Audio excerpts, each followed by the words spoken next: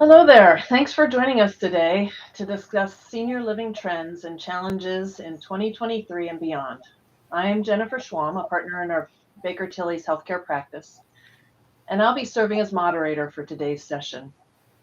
I'd also like to introduce my fellow colleagues from our senior services consulting practice.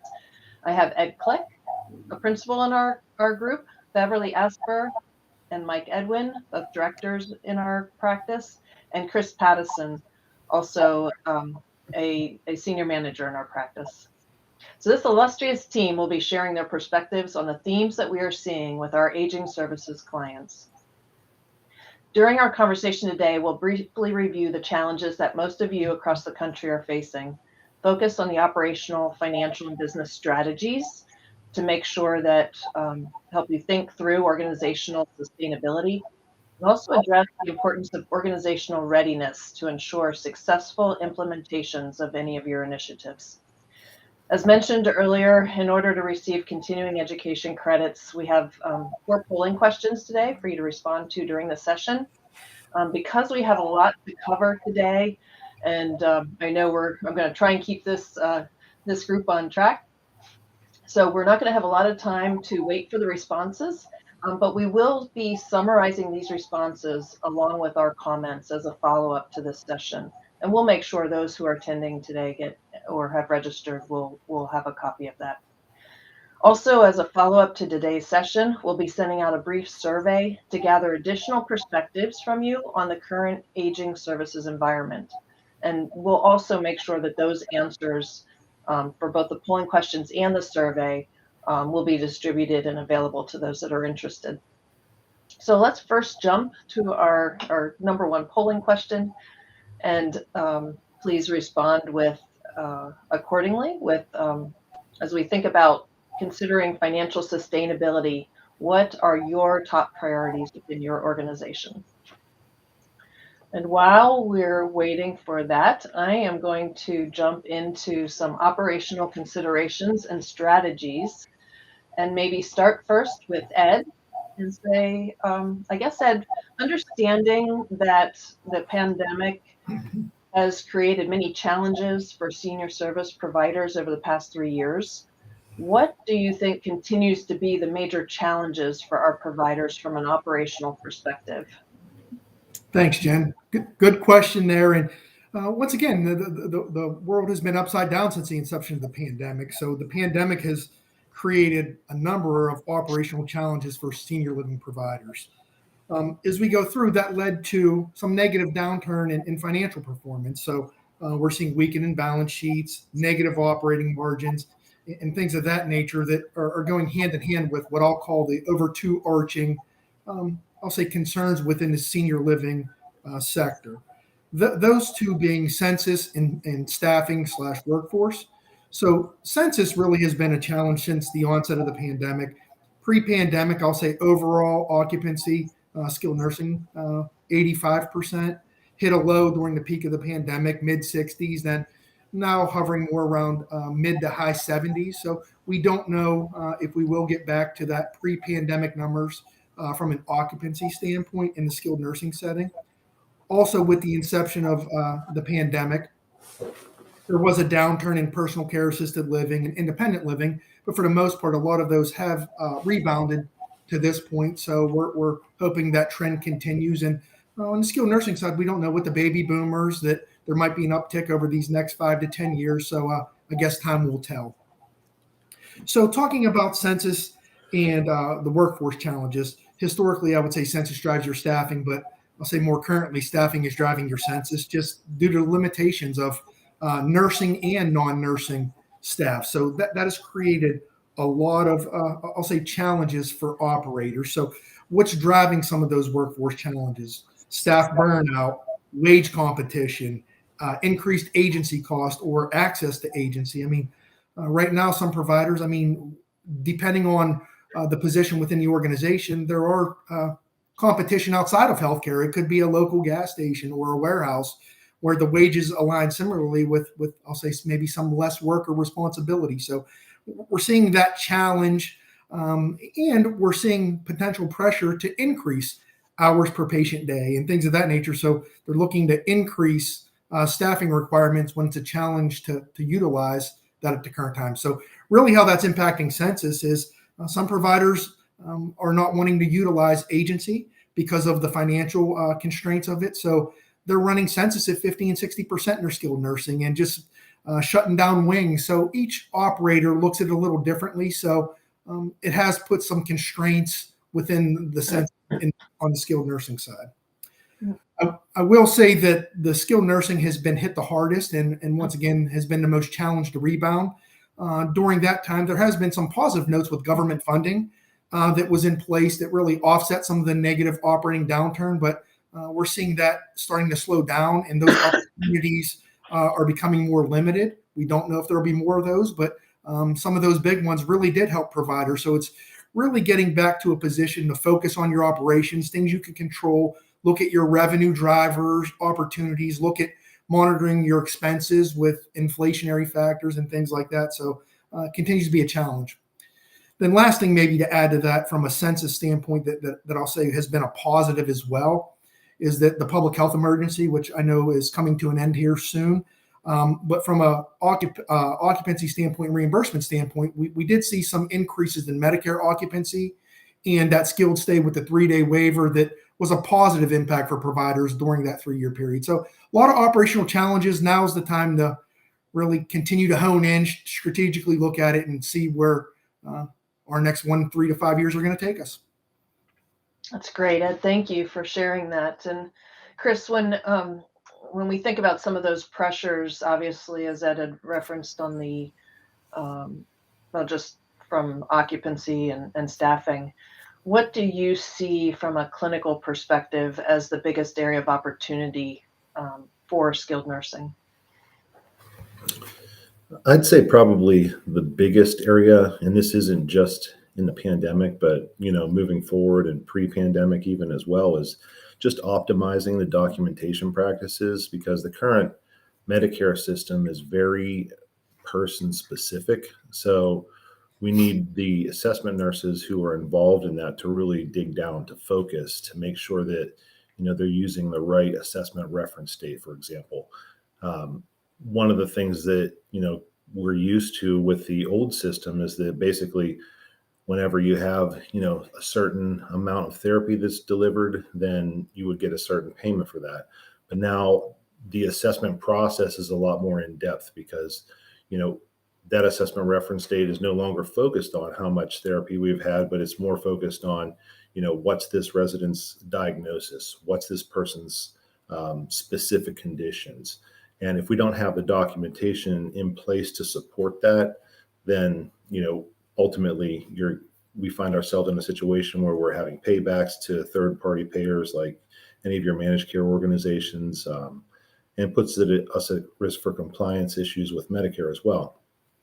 So a couple of the big areas that we've seen kind of drop through the cracks is capturing those active diagnoses. And while we have not been in the habit previously of like digging in and trying to find the correct ICD-10 code, sometimes, in different areas, you have different people with more focus, but just in an overall sense, there's been a greater focus in capturing more active diagnoses, and especially risk assessment too. So whereas risk assessment was just kind of part of the facility policy or practices before, now that's something that's also driving payment, especially nutrition risk and resident function as well. So one of our historical issues that we've had in long-term care with nursing is that we chart by exception. And so sometimes that has a negative impact on payment, especially with PDPM, because if we don't have documentation to support that person's current function, their current conditions and their current mood, and not just a baseline, because a lot of times we're like, well, they're more this way than they were before. And so that, stimulates people to document. Whenever we're not writing what the baseline is, then we're not able to relay that onto assessment. And then as Ed mentioned too, the other big area of opportunity has really been the waiver. So specifically the 3-day hospital stay waiver, as we've seen, fewer of those, elective surgeries over the last year, and fewer of the typical SNF type admissions. we've had the opportunity to skill people who are in the facility. So another big area where folks are, I think, are missing the boat there is just recognizing that these waivers are not just specific to COVID, at least a 3-day hospital stay. And so this is just any Medicare beneficiary who has a medically necessary need for skilled care. So whenever we put that in and try to define what that is, the knowledge of what is skilled in the long-term care versus not is really a major factor in capturing that opportunity. Now, that public health emergency is ending here on May 11th, so that'll be the end of the waiver for this. But so there is a little bit of time left, but that is one of the hugest opportunities we've seen over the last year. I mean, and really has been life-saving for some of our clients.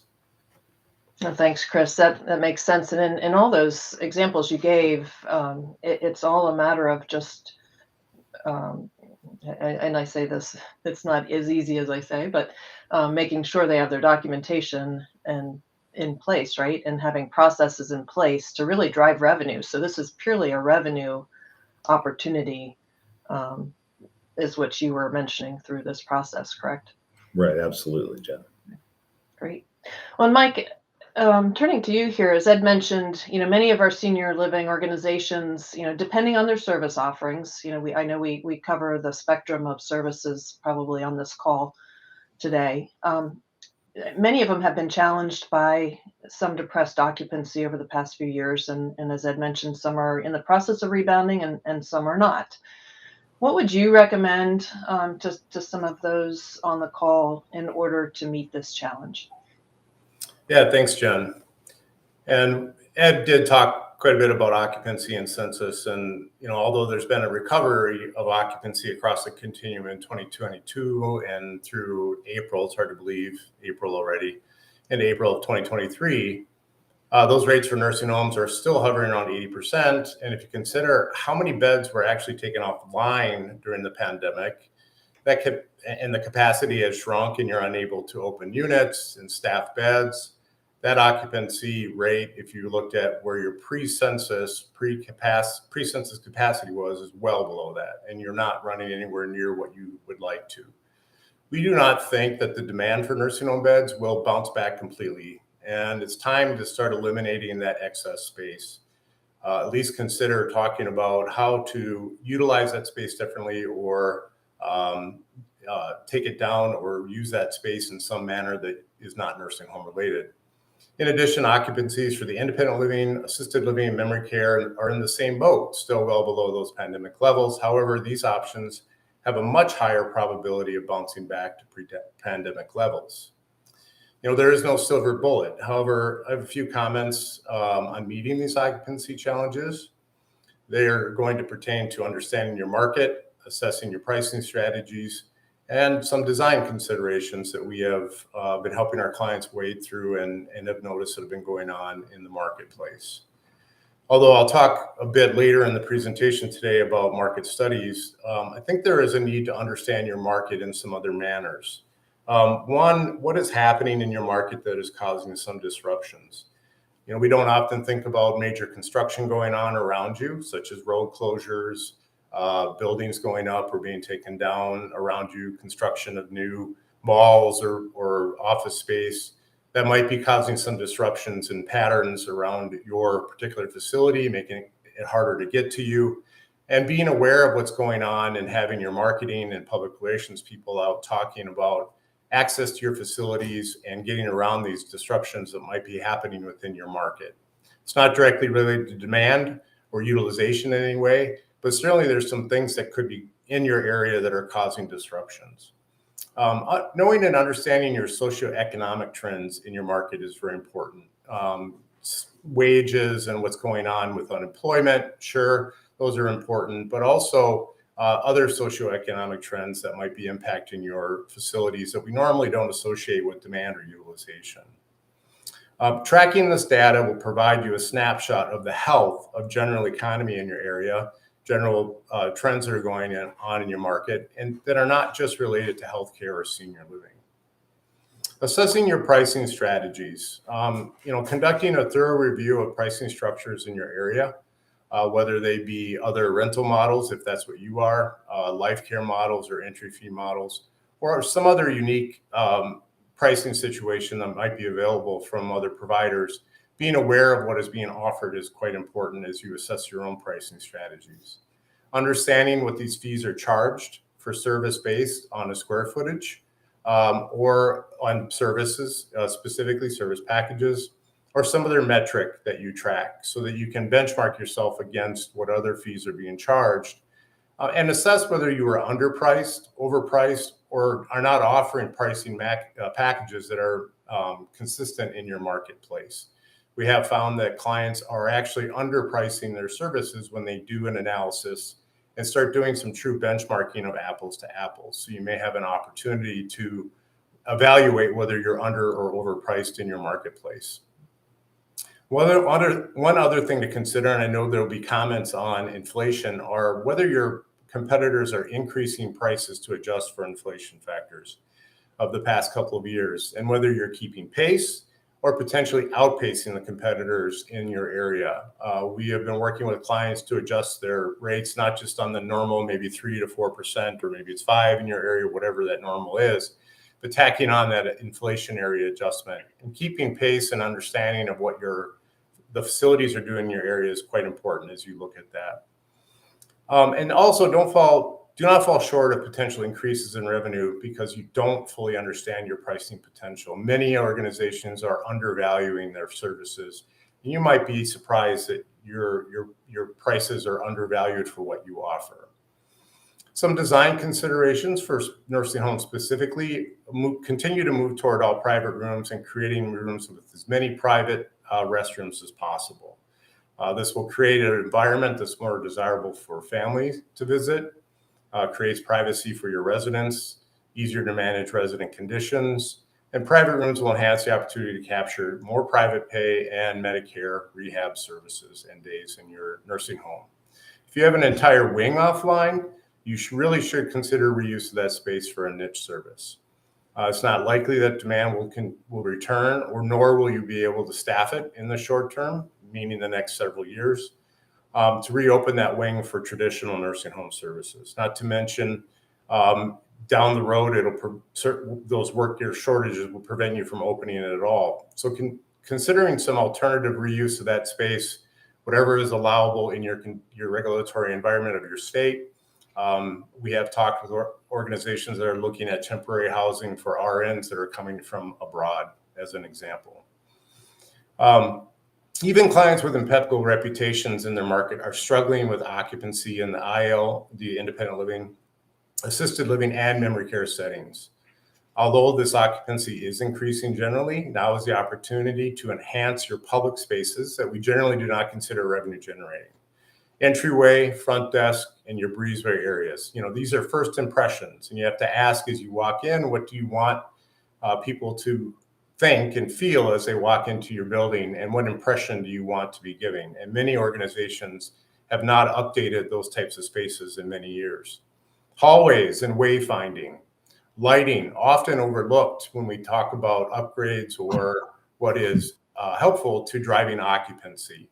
That ambiance and that feel of your hallways and as you wayfind throughout your building is important as you think about your residents, but also family and even staff. General appearance, including wall, floor coverings, and non-living spaces. We often don't want to invest as much in those non-generating areas, but now may be the time to put the monies into those spaces to help drive your occupancy in these settings. And don't forget your dining rooms and other smaller areas for meals and gathering spaces. That general enhancements to these spaces that people use every day and experience every day, and that you show off as you're touring potential residents and family, are critical. I'll get through this here in the next minute, Jen. For those of you that have older independent and assisted living buildings with units that have less square footage than the competition, you're likely struggling with those smaller units, efficiencies and so forth, maybe even small one bedrooms. Now is the time to consider a major project to combine those smaller units, such as those efficiencies. Create larger one bedrooms and small two bedrooms. These are what is demanded and will be demanded in the future, especially in the assisted living for your frail elderly that are non-memory care. Clients report that these efficiencies are difficult to fill, and as they can create larger one-bedroom or smaller two-bedroom units by combining, they generally see greater revenue per square foot and a greater demand for these units. Of course, you need to assess organizational readiness, and my colleague, I think Jennifer, will be talking about this further toward the end of the presentation. But I'll mention it now as related to these sort of renovation, expansion, and or consolidation projects. You need to consider taking these units offline, the impact it will have on residents and staff, the construction period, and planning for how staff and residents will react to it. Assessing whether you can increase prices appropriately to cover your costs of renovation or offset the revenue loss if you're combining units, and not to price yourself out of the market in the process. And of course, assessing whether your current residents will have a problem with you increasing rates after all this is completed. Thanks, Mike. Yeah, and I think a lot of what you shared there are pieces I think we're seeing as a lot of our clients are trying to reconcile that financial sustainability, how we continue to maintain our financial position and meet our obligations and to our constituents or to those that we serve, while at the same time we're trying to position for success in the future. So a lot of great ideas. There was a question that popped up that I think is relevant to hit quickly here. It was a question that said, can you provide the percentage estimate of providers who have closed wings, taken beds offline, et cetera, to respond to the current macro environment of skilled nursing landscape? And I mean, I would just suggest that we're probably seeing at least 85 to 90% of our client base, or those that we know of, have probably closed a wing or tried to manage that, primarily considering staffing issues. But I'd invite anyone on the team there that might have a comment. No, I would agree with that. And I know that going through the process, we are seeing more, because of the financial pressures, I'll say maybe more of the standalone skilled nursing facilities that are really struggling.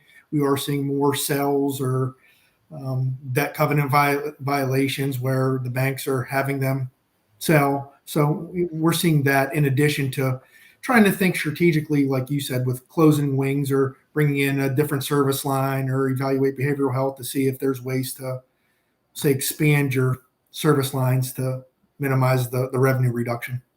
That makes sense. And Chris, as we think about the skilled nursing home, and I use the term transparency, as we focus on transparency, but it's also market positioning in the environment. And this could be whether your nursing services are part of a continuum or even a freestanding setting. What do you think should be pulled forth there to better call out and support quality? And since quality kind of drives your payment for those services, right, through PDPM and in some cases some of the state reimbursements. Yeah, I would say that as far as quality metrics are concerned, probably, people's ability to, partner with accountable care organizations, some of your managed care organizations, as well as you mentioned some of the Medicaid quality incentive programs, all of those, there's a reimbursement implication there. But really, what our suggestion would be is just that people actively manage those publicly reported quality metrics. And that's not a lot of where the focus has been, I'd say, over the last year. And so one of the big factors there, as everybody's alluded to, has, basically been staffing. So you have your assessment nurses who are actually being pulled to the floor to do direct care, and whenever that happens, there's lack of a focus on quality as opposed to reimbursement. I think that we're all kind of geared up to first hit that reimbursement metrics and then whatever else happens after the fact, right? But assessment accuracy as it relates to quality is very important, just because, that's what families are seeing whenever they're researching to look for, what's the best facility in my place. They're looking at your quality measures there. Medicare, uses the quality measures, or at least to a certain extent, they penalize you for not being compliant with quality measures that are reported under the SNF quality reporting program. So those are all things that, we need to bring back into focus, especially with resident functions. So over the course of the last year, we've seen people's functional metrics really decline. So if you're a family member who's looking at the 5-star and you see that, oh, this is a place that takes a lot of rehab, but their improvement metrics are really low. And that's really directly related to the assessment process. So not capturing those changes in resident function, whether it be for decline or whether it be for improvement, kind of pushes families into the direction of like, well, I don't want my person to come here and decline, or if they're going for rehab, I want them to go somewhere where they improve. And that's all through the 5-star system. So in addition to that, a lot of your managed care and your Medicaid quality incentive programs throughout a lot of different states use 5-star quality measures to kind of drive that. So that being said, just, making sure that we're focusing on what we can focus on to maintain those metrics, to make sure that, we're not dropping the ball on the assessment process that relates to quality. Another big thing I think that to focus on is, keeping your residents in the facility, because 4 of the quality measures on the 5-star are related to rehospitalizations and ER visits. And secondarily, of course, if we keep residents in our facility who are in a Medicare stay, as opposed to sending them out to the hospital, and we provide those services in-house, those actually drive reimbursement as well. So it's, from a cost standpoint, we're getting more reimbursement if we reassess residents that have higher acuity, and, we're saving that resident by not sending them out, and we're improving our quality metrics by keeping, our residents in the facilities. The other thing that I think that we're missing a lot of times is just keeping track of where those things are housed, the reports that let us know how we're performing.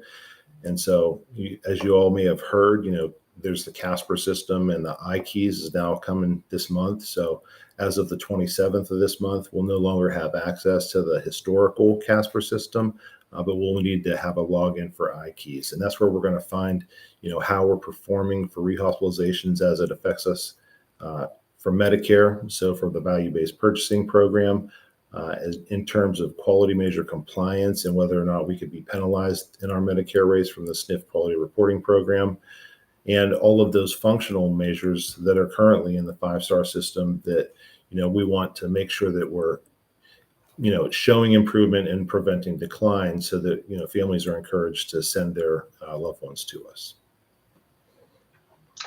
No, thanks, Chris. Yeah, it's a good reminder that we need to, the bottom line is just make sure we're focused on our core business, right? Core business at hand there. Right. Next, let's move on to our next polling question. So with the sunsetting of the public health emergency, do you anticipate skilled nursing and or assisted living occupancies to return to pre-pandemic levels? And we have a series of options there. So again, we'd like your perspective on how you think things might be rebounding.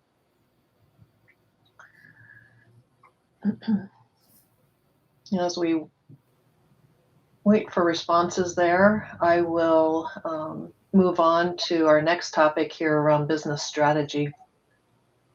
Mike, I'll start with you. Considering the current climate of change in our industry or senior services, and this upcoming wave of aging adults that are going to be turning 85 and over, what strategies do you think are critical for organizations to be considering? Yeah, thanks, Jen. Every organization should have strategic pillars, 3 or 4, maybe 5 strategic pillars from which you build out your strategic plan, including the initiatives, the goals, objectives, timelines, budgets, and resources. And there are a few strategies that come to mind in our current climate of change that I will comment on here. One is partnerships, niche markets, and growth. And of course, we've chatted about this already, but I'll reiterate it because it's so important, is everything that we do in building out our strategic plan and implementing our initiatives should have a workforce lens. We can't overstate that enough, that we all know this is a challenging area and there is no silver bullet. However, all of your strategies have to come with the lens of workforce, no matter what it is you're doing. If it's an internal change only or a growth initiative, program expansion or contraction, this lens is very important. We know that our clients across the country are struggling to implement their strategic plans around growth and opportunity development because of workforce, and we don't see that waning. And if you do not have a workforce pillar in your strategic plan and specific initiatives around workforce development, you need to make that a priority. And it should be on your strategic plan, whether you're working on it this year, next year, or not. And important in this aspect is educating your board, those of us that are nonprofit, that your workforce is the key dynamic impacting all of our strategic initiatives and decisions, and will be a limiting factor going forward. Board education around workforce and what you should be doing, whether it's positioning yourself to be the provider of choice through enhanced benefits and pay, or rewards outside of benefits and pay, such as flexible scheduling, other items such as physical plant enhancements. All these may come with a price tag, but it's important for your board to understand why you need to make these investments before you're able to potentially implement some of your strategies. One of the initiatives that should be on your mind is partnerships. I remember this had to be almost 20 years ago. I was at a leading age conference, and we had a small group session where there were little work groups put together. And one of the things that I stated as an outcome of our conversation at our table is that in our industry, we tend to think in terms of islands, that we're a senior living organization. We're providing services for seniors. We're a healthcare entity or a long-term care entity. And that's our lens. We're on this island, and that's what we do. And I remember this conversation distinctly because for 20 years, a lot of us still struggle with the idea of thinking outside of the box and partnering with non-healthcare entities or healthcare entities that are outside of our normal daily business. And we need to start thinking through partnerships in terms of core capabilities. If we cannot do it ourselves, if we are already overstretched in what we do, but we know we need to generate more revenue, and we know we need to provide services outside of our current mix, we know that we need to grow, partnerships are the way to go. And if we have space that's underutilized, if we have land that's underutilized, buildings that are closed, units that are closed, thinking outside of the box in terms of partners that are ancillary. They're not our normal daily business. They may not even be related to senior living, but somehow could enhance what we do on our campus and get outside of this box thinking, this island thinking that we're a senior living and healthcare provider only. We need to be thinking about being a community resource, and partnerships and affiliations are the way to go through that. The other area is niche marketing. Whether it's something as simple as a memory care unit or something as complex as a very high acuity, heavily healthcare vent unit, a TBI unit, maybe it's behavioral health unit, or maybe it's something that's unrelated to senior living. But we need to go through a process of identifying what those niche markets might be, what is being underserved today in the community, talk to other organizations that are providing services, whether it's outreach, healthcare directly, or something not related to healthcare or senior living, and what might be needed in the market. What is that assessment telling us that are niches that we could fill? We may have resources through our staff and our expertise that we have not capitalized on as a senior living organization. We need to identify what that investment may be. Investment in people, which can be very difficult in today's environment.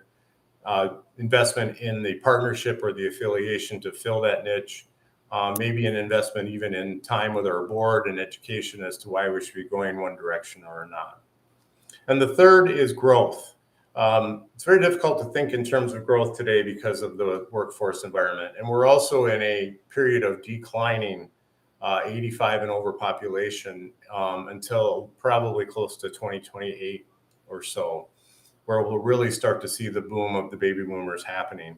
And today is the time to be thinking about how we capitalize, especially on those younger seniors, those that are between 75 and 85 that we typically don't serve in our independent and assisted living environments. And how can we capitalize on that? And one area of growth to seriously consider and talk about now is the independent living specifically. Cottages and apartments, hybrids, things that are maybe not as demanded today, or maybe you're seeing some interest start to accrue, but certainly expanding your continuum of service in that independent living area will pay dividends going forward, we believe, especially over the next 10 years. And there's a continuum of independent living that you can talk about within your growth. I mentioned the cottages, there's the hybrid apartments, there's entry fee and life lease options. And for some of us in some markets that are medium or even small, it's hard to think about offering all of that. But there's always a small continuum of independent living that might be demanded no matter the size of your community or where you are geographically. So as you think forward in your growth initiatives, consider independent living as part of that going forward. Well, thanks, Mike. Jen, there was a question from Craig Ubalodi prior to shifting gears. You might want to go back to that. Yeah, we're going to hold it until we get through so we can keep on track here. So again, we'll respond to the rest of the questions here in a follow-up. So Bev, just to stay on track, I think Mike had mentioned previously that about some expansion opportunities, renovation, maybe new development. What are you seeing considering the construction costs, rising interest rates? What have you seen as far as how organizations are navigating the current development environment or redevelopment environment? Yeah, thanks, Jen. It's very interesting. Most of our clients and organizations that we're working with are continuing to plan and to strategize around development. So even despite the environment that we're in economically, we are still seeing organizations planning, but I will add planning very strategically. What I mean by that is really looking at projects from a very critical lens. Projects meaning expansion, even redevelopment projects. One of the things that seems to have changed a bit is a much deeper and a much more keen focus on that upfront analysis, really looking at the market and understanding what is the dynamic of this market that we are in and how do we compete in this market. Second, really understanding financially what type of project is going to create a return for the organization. So that means very limited common space and really looking at revenue generating spaces. So that would probably summarize what I see as we're working with clients on development, and even strategically as they're talking about growth through development. It's really that type of focus that's necessary. We've always had those focuses up front, but it seems like there's more of a keen focus on that right now. So I would say even reducing square footage of independent living and even some of the other types of product, assisted living or memory care, and trying to maximize the living environment within a smaller space. So there is a lot of creativity and openness going into the thinking today and into the planning, trying to look at development from what costs the least. Can we actually produce, let's just say, independent living homes using a home builder versus a larger contractor, and looking very strategically at how to get the project done. Another thing I would say that's been very interesting is setting some financial guardrails up front and really looking at a project, setting those up front. So saying this project must have this much of a return to our organization, perhaps looking at the debt service coverage ratio in isolation, making sure that that project is going to work and be accretive to the organization, or it's not going to happen. So really putting those guardrails up front and using that as a decision-making point the whole way through the process, coming back to those upfront guardrails. If the project goes off the rails, it's not going to happen. So I think that this is what I would call almost like a prudency or a very cautious way of planning, but it makes sense in this environment that we're in. Also making sure that new construction of any kind has a flexible reuse opportunity. So that's something that many of the projects that we're looking at, could be converted to some other use in the future as the landscape continues to change and as needs change for our industry moving forward. We are also seeing clients going into some very creative relationships with universities. Some are looking at opportunities to purchase abandoned office buildings where, the company went remote and there's an office building that's nearby or has some land associated with it. That's very common in looking around today and what's happening amongst our clients. Also, in the past, I think it's exciting, right, to plan a project, but it also can divert key leadership away from the critical day-to-day operations of their business. And so using a comprehensive development team or just a different approach in planning the project allows leadership to focus on what's important, which is running the business. So I think that's what I would say, Jen, in terms of just some refinements and in the process that we're seeing in this environment.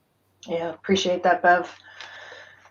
And then I guess going back, when I think about Bev's comments about staying on the financial guardrails for a development, or whether we go back to earlier comments on operational strategies or expansion, pretty much any initiative like that, as we're thinking about financial sustainability underlying just any of those strategies, what are a couple of financial or operational performance indicators that the executive leadership team should be monitoring or thinking about as they're contemplating staying on track? Right, Jen, that's a good question there. And really where we focused a lot on is benchmarking and key performance indicators. Those become more critical now with, I'll say, the downturn with the operations, with declining revenue, increasing expenses. And really we work with a number of national benchmarks. We have some that we do. I use these benchmarks almost on a daily basis with a lot of our clients, but some of those benchmarking areas are going to be like, and they tie to different covenants and things of that nature, but days cash on hand, days in accounts receivable, how quickly are you turning your services into cash, debt service coverage ratio, where we're seeing a lot of providers miss some of those, and the banks are either giving waivers or taking the next steps to see what those providers need to do to operationally get back compliant. Operating margin continues to be a big one. Just focus on that, which we're seeing a decline with some of those operating factors that I alluded to earlier. Bad debt expense as a percentage of net service revenue. We're seeing challenges in the workforce and billing department. So in the follow-up and collection of those services. So as the accounts receivable ages, it becomes more uncollectible and it's money that's foregone. So depending on what your percentage is, I would continue to monitor that, because hopefully you're not writing off a high level of some of the expense in relation to that. Then considering some key performance indicators that I think are good really ties into strategic initiatives and looking at 1 year, 3 year, 5 years, and more critical thinking. I mean, it's challenging operating right now for senior living providers. So what we're seeing more of is board education or finance and audit committee educations on where the industry is. What are some of these key benchmarks? Perform a SWOT analysis. What's our strengths, weaknesses, opportunities, and threats? Who are we as an organization? Which really also ties into mission and culture. If the financial viability deteriorates over the next 1, 3, 5 years, who would we align ourselves with? So doing some of that planning, not that it needs to occur now, I think is the thought process is critical now. So just having that foundation laid, and continue to evaluate and continue to look at your strategic plan. You need to adapt to it. Things are going to change on a continuous basis. So it's not where you do it one time and it goes on the shelf. You need to revisit that throughout the course of the year. And we're just seeing more strategic alliances, consolidations, and things of that nature due to the economic and financial pressures that we're currently seeing in the senior living sector. Thanks, Ed. Those are great points. And clearly, we see a number of organizations who are doing it well, but we also, I think there's also opportunity always for improvement across the board there. Next, let's move to our third polling question. Do you expect to be compliant with debt covenants during the next 12-month reporting period? We have yes, no, or not applicable. And while that's being finished, while folks are taking time to answer that, I'm going to jump on, just for sake of time and keep everybody moving here, onto sponsorship transitions, affiliations, or divestitures. And Bev, I'll start with you. I guess as organizations are starting to, or have been assessing their current situation and maybe even contemplating a growth strategy, or identification of a sponsor, or maybe some kind of partnership arrangement, whether formal or informal. What I heard you speak to this concept of setting affiliation or partnership criteria. What does that actually look like for maybe an affiliate and or a sponsor organization? Yeah, that's a great question. Most of the organizations that we are working with, at least on the strategic planning side, Mike, one of the pillars that they talk about is, growth or innovation. And often this discussion with regard to what the industry calls sponsorship transitions is part of that conversation. I would say most organizations I'm working with have that somewhere in their conversation at the board level, whether they would be envisioning themselves as the partner or the the parent in the partnership, or as the affiliate, or the organization that would go up into the parent company. Let's call it the affiliate. So whether they see themselves as the parent or the affiliate, they're talking about this. And it is proper and appropriate, regardless of which of those two categories you would see your organization in. It's appropriate to talk about criteria, because it's just as important for the affiliate organization to understand the type of parent partner they would be looking for. And it's important for the parent to understand what kind of affiliate or subsidiary company they would be looking for in their corporate umbrella. So I boiled this down, Jen, just because it is a very complex discussion, and every organization, this is a very unique process that they go through in wrestling with some of this. So I boiled it down in my own thinking to a couple basics, because I'm kind of a simplistic thinker. How about the why, the how, and the who? All right. So let's talk about the why. So it's important to bring clarity to leadership and the board as to why the organization is pursuing an affiliation strategy. All right. Why? Whether you're the subsidiary or affiliate company, or whether you would be the parent company. Why would you be going through this? That is one of the ways to start talking about criteria. How you would go through it, how the process should unfold, how you would envision it to unfold is also appropriate to be talking about, which leads to this discussion around criteria. In terms of who, this is where it really gets into criteria, the who. The who is where you lay out all of your key criteria for looking for that ideal organization that you would align with through a partnership like this. Basically talking about non-negotiables up front in the planning stage before you even go into the market, having conversations about this with anyone. An organization should be outlining those non-negotiables right up front.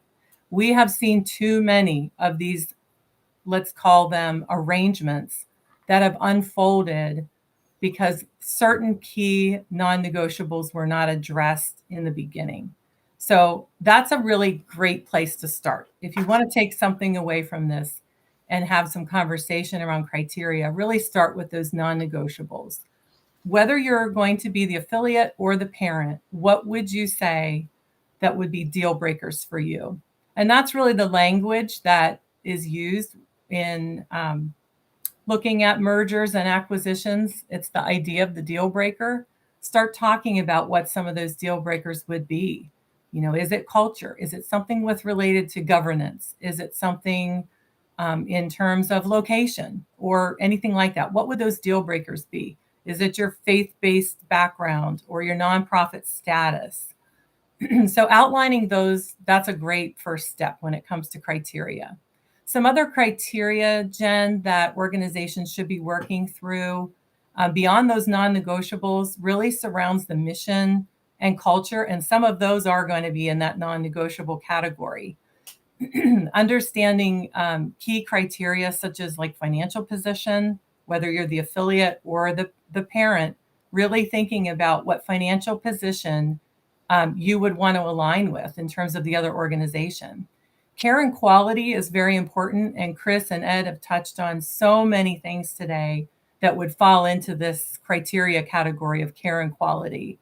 Experience, outcomes, surveys, resident surveys, staff surveys. Also, things like technology. What are the criteria that you would have around technology? And again, governance is really, really important. So I look at the why, the how, and the who as something I would call a framework for affiliation. So once those things are established, you can really confidently start embarking on this discussion, not only with the rest of your team, but also with other potential partners out in the marketplace. I think it's also important at this stage to outline who is going to initiate those external conversations. Is that something leadership would do? Who on the leadership team? Or is that something the board will do? And who on the board would do that?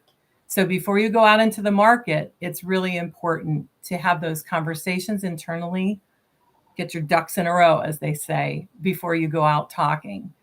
So that's really what I would say, Jen. If I had to boil it down to something very simple, the why, the how, and the who would give you a great framework for embarking into these kinds of discussions. That's perfect. Thank you, Bev. So I know we're running tight on time here. I want to hit the final polling question. Question number 4, when it comes to affiliations, which of the following best describes your organization? And there's a list of on the spectrum there. And while you're taking a minute to answer that question, I'm going to jump to organizational readiness. I think one of the topics we said we would address today is this concept of organizational readiness. We found it important, especially in the past 24 months or so, as we're realizing organizations maybe aren't taking the steps to prepare coming off of all of the turmoil we've experienced throughout the past few years. And so we wanted to share with you a slide that just had a couple of points. And Bev, I think you have about a minute. If you could just maybe give 1 or 2 points on your thoughts of what are considerations you're seeing, your clients and customers are seeing as it relates to readiness, more so in the world of sponsorship transitions. Although I'm an advocate that you can contemplate this for any kind of initiative you might be undergoing. For the sake of conversation, let's just focus on affiliations or sponsorship transitions. This is a great slide. If you're sitting there today, take a snapshot of this. Just snap it, screenshot it, whatever you want to do there. But I will cover just a couple things. I think you said I have a minute. So from the parent perspective, the parent, all right? So the organization that wants to grow by adding affiliates or subsidiaries to their network or to their corporation.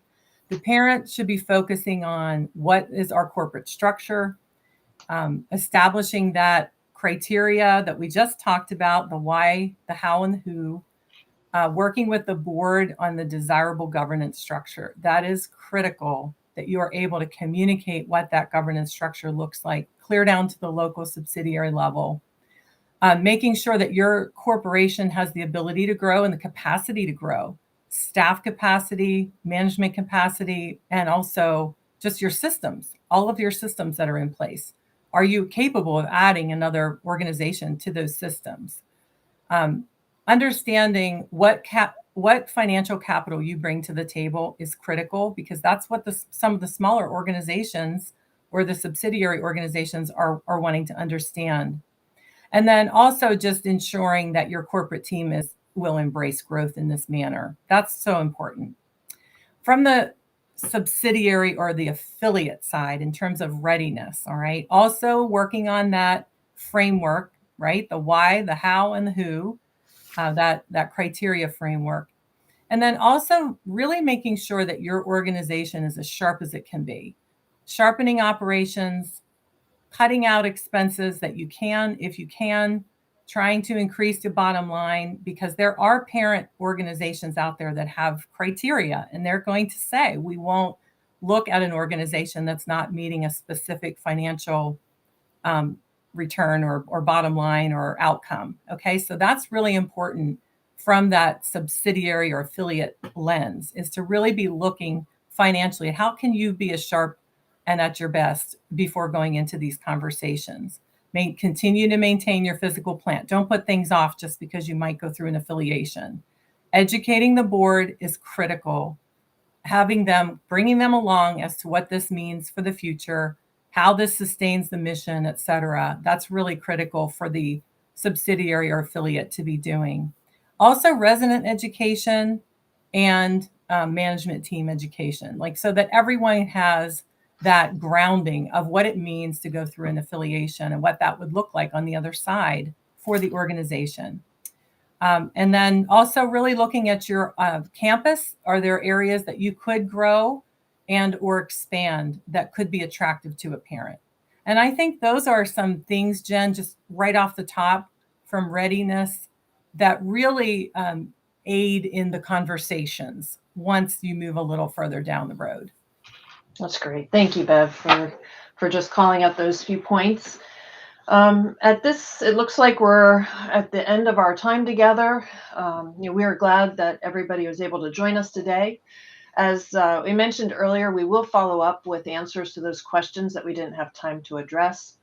You do have on the screen email addresses for the team here, and don't hesitate to reach out if you have other questions. A big thanks to my colleagues here, Ed, Chris, Mike, and Bev, for sharing their perspectives today regarding organizational strategies, business strategies, and also considerations for affiliations and partnerships. As Bev mentioned, I do think that concept of readiness is one that we're really spending a lot of time talking about, to make sure organizations are really making sure they're prepared for the current environment of change, right? That's what we know is consistent, is that there's change. So thank you to all those who participated today. Thank you for the work of your teams in serving our elders. And thanks again for joining us.